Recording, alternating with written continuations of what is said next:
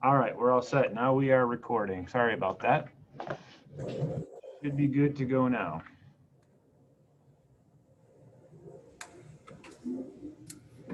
Lauren, get her audio connected so she can hear us.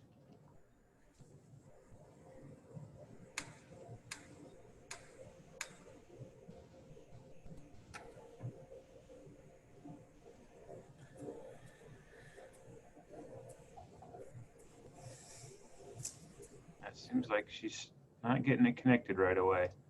But we are recording, so we can go ahead and get started. And other people may be joining us, or they may just choose to watch this a little bit later on.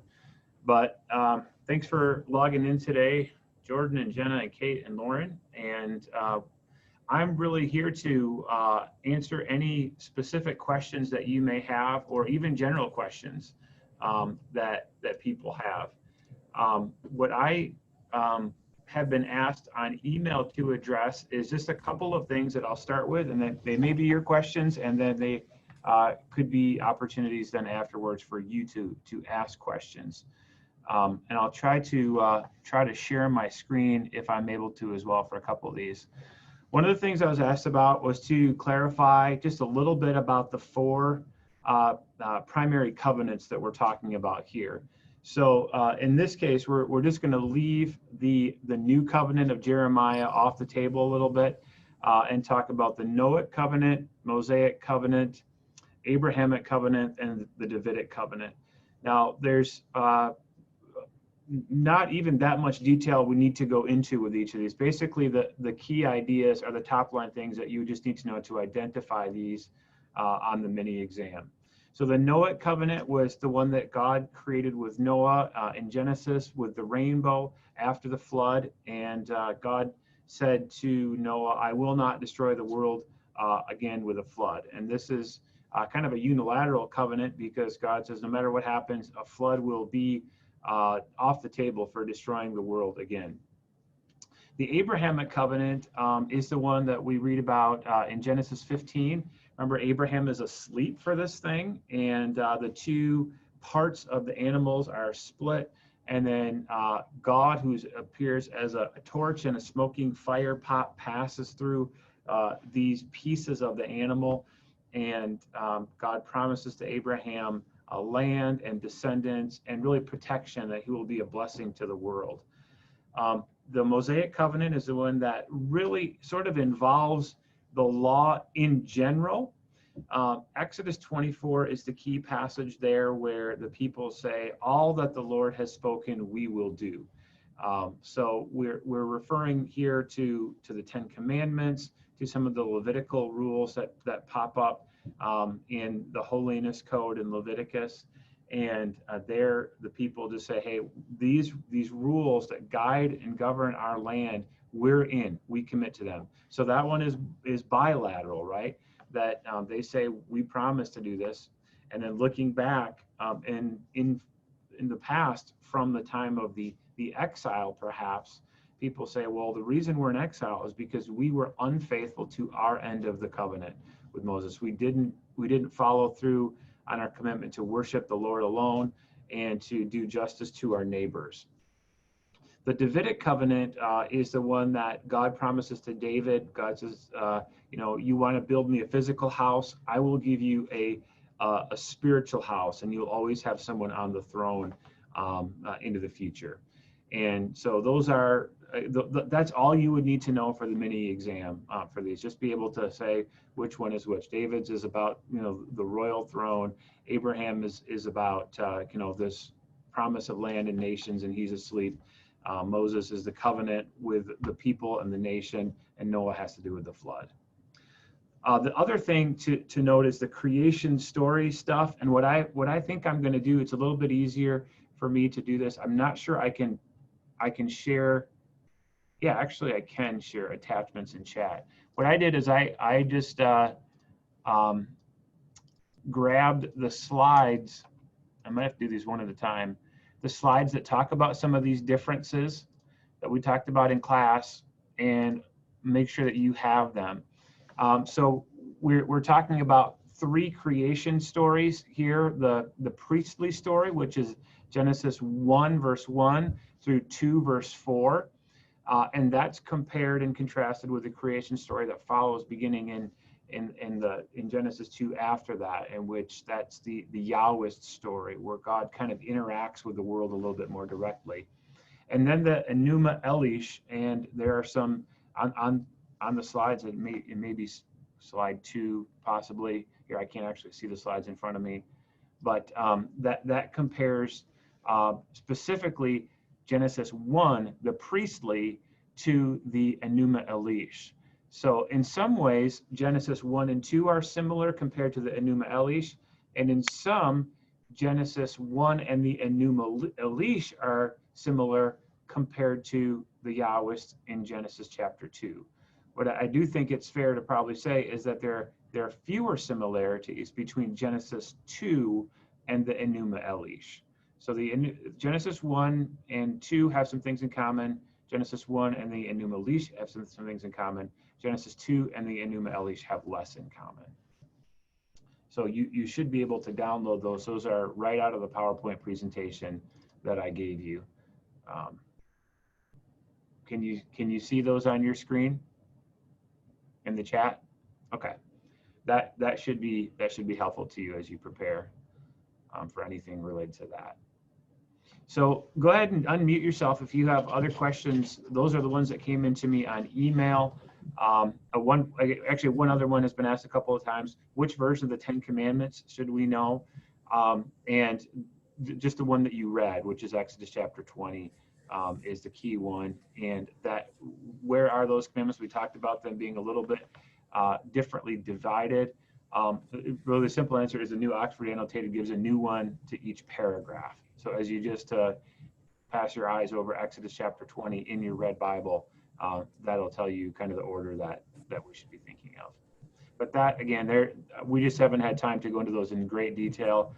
You don't have to really get super worried about that. I have gotten the exam written already right now, and you're not going to get tripped up, I don't think, too much on like the order of the 10 Commandments. I just didn't have time to write a big question on that one.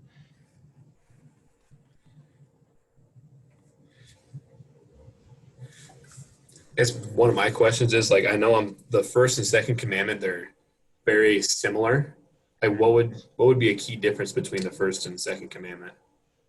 The first commandment is in general talking about having no other gods. The second is more about the physical idols and statues. Don't make for yourself something to represent.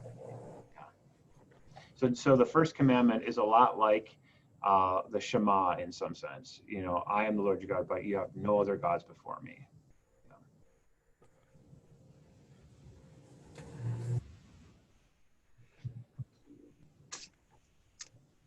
Looks like Lauren put one in the chat too. Oh, great. Do we need to know the specific dates of the Old Testament events? No, you don't need to know the numbers of the years, Lauren, but knowing the order in which things came. So you should know, for instance, that that Abraham comes before David, right? That the judges come before the kings, that the flood happens before Abraham. And so I sent out a link, I think it was Thursday or Friday night, with a little timeline I found online, a pretty cool one, that passing your eyes over that a few times will be really helpful. It should be in your email. It's not one I shared in class, but covers a lot of the details. You don't need to know necessarily like who came first, Zephaniah or Isaiah, but you should know that Isaiah and most of these prophets that are the literary prophets come after the divided kingdom. That's a pro tip for the test, that's where that comes. And that timeline actually would be a really good study tool for preparing for that. You know, what is the relationship in time from Jacob to Moses, for instance? Who comes first there? What's the relationship in time between Cain and Abel and Samuel? Which one of those comes first? And so what I've actually got is I got 10 events from the Old Testament, and you don't have to know the numbers of the year, but just put those in order and sequence those properly. the trick will be from the teaching side of things to to say to my TA, well, if they get one out of order, if they put number 3 at number 10 and everything else is in the right order, I don't want them to take 7 points off for that. So we'll have to work on how he can grade on that. But try to know the big themes that are laid out in that timeline that I emailed out this weekend.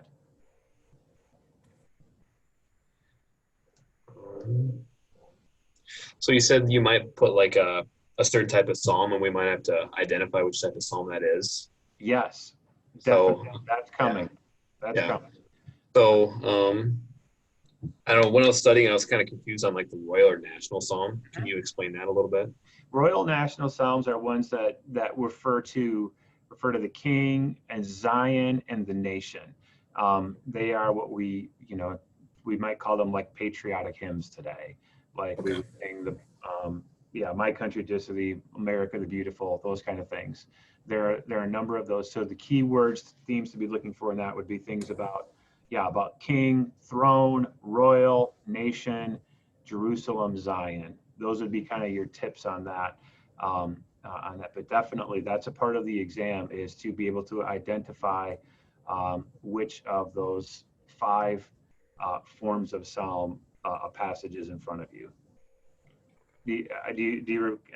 So if I would ask you just to kind of, what would you be looking for in a lament psalm? I was like asking like why God basically is what it is. So why you're not here, why you're not helping me. Yep, it's like the blues music, right? Why? And then what about an imprecatory? That's like asking harm on your enemy, basically. Yep, correct. And then the communal praise one, or communal worship, is going to be we, us, upbeat celebration. That's the praise song you start with on Sunday morning. And then the personal devotion tends to be more reflective, kind of my relationship with God. Like I said, a diary more than a hymnal. Okay. Would you be willing to go over, it's like the 7th bullet point you have where it talks about, let's see, the judges cycle? Yeah. You just explain that? Yeah, the judges cycle, and it'll be a general question if there's one on there.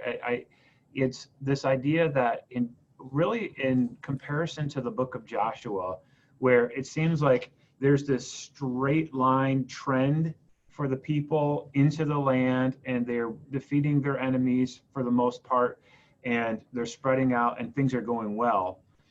The book of Judges follows this pattern in which the people of God start worshiping false gods. They start doing things that violate the covenant. And God brings in other armies from other nations to punish them. So sometimes it's like the Midianites, and sometimes it's the Amalekites. You don't have to worry about all those kind of things. But imagine that there's a foreign nation that comes in and begins to oppress them and conquer them. So the next part of the cycle is they say, we're our bad, God, we're sorry. They cry out to God for help, and God raises up a judge. So I gave you a number of judges to just think about: Samson, Ehud, Deborah, Othniel, people like that. They come and they get the bad guys taken care of. They win wars. They conquer the enemy back. And so the people are back on the right track again. So they get this deliverance from God. And they usually, for a period of years, things are back to good again. But then the cycle repeats. After they've been in the right place with God for a while, a decade, 2 decades pass, and they go back to worshiping the idols again. And so this cycle happens 7 times in the book of Judges. And as I said in class, it's cool to think about it as a cycle top down, but if you turn that cycle sideways, it more looks like a downward spiral going down the drain. It looks like a circle from the top down, but when you look at it sideways, each one of those judges is a little less competent, and the people sink a little bit lower. And ultimately, it comes to this point at the end of Judges where they said there was no king in Israel, and everyone did what was right in his own eyes, which is in some sense a word from the future saying This is why we have kings now, because those guys, they couldn't get the nation back on track. So that's all you would really need to know about that, is there's a downward spiral in the nation of forsaking God, having problems, crying out, being delivered, back to the top of the batting order again. Does that make sense, Kate? Is that specific enough for you? Yeah, thank you. That's plenty specific for the exam. Okay. How about you, Jenna? Anything else that you're curious about, or?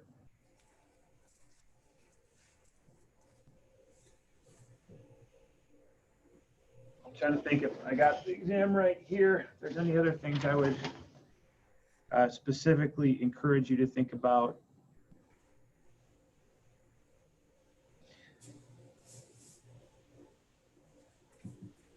Yeah, there's a few big ideas like that I talked about in the videos that I made because of my quarantine. Some things about creation that would be good to revisit as well. Things like what are the key ideas of the Sabbath, and the image of God, and the goodness of creation. Those would be just nice things to kind of just brush up on again. If you needed those videos are all on YouTube now, and they're fairly short relative to the rest of the lectures, which tend to be 45-50 minutes. Those videos are shorter than that. There's some stuff that Dr. Vonderbrugge that I pasted onto one that I did. Don't worry about his stuff. I'm not, if that's helpful to you as you grow as a person and a student of the Bible, but it's not something I'll ask you about. That just to beef you up a little bit, but you won't be tested on that.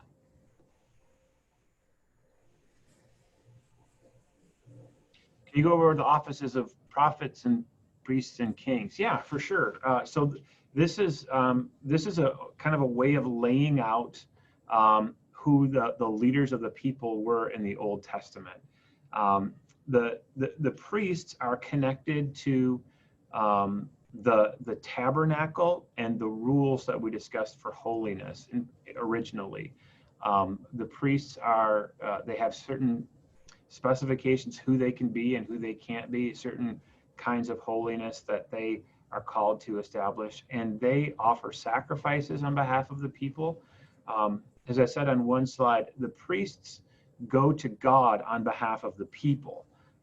They bring these offerings. We read about some of those and talked about some of those, and they work to keep the camp and the nation pure ceremonially, and they tend to be descendants of Aaron and from the tribe of Levi. That's kind of the big thing on priests. Mainly, they administered all of those laws and codes and collections we talked about.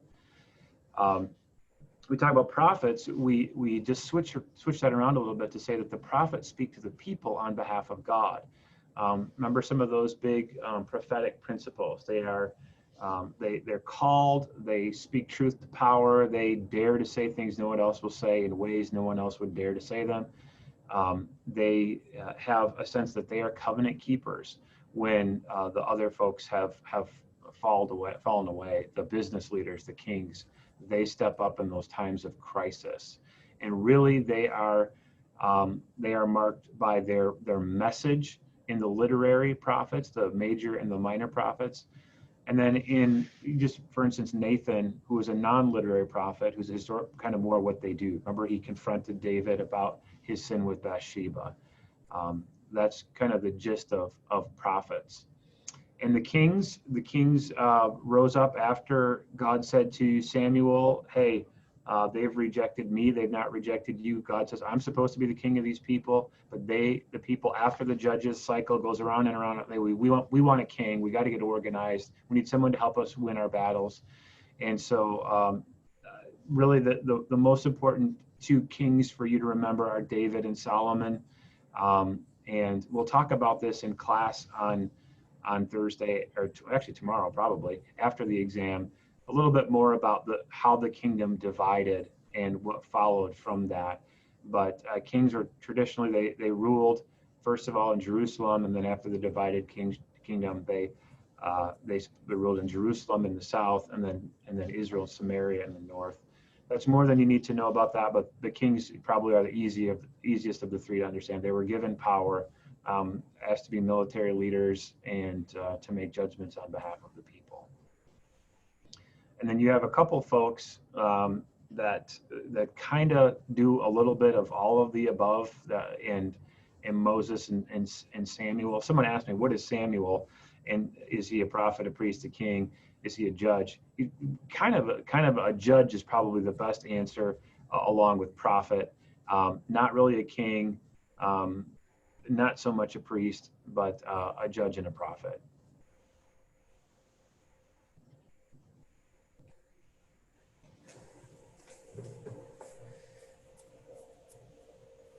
Any others?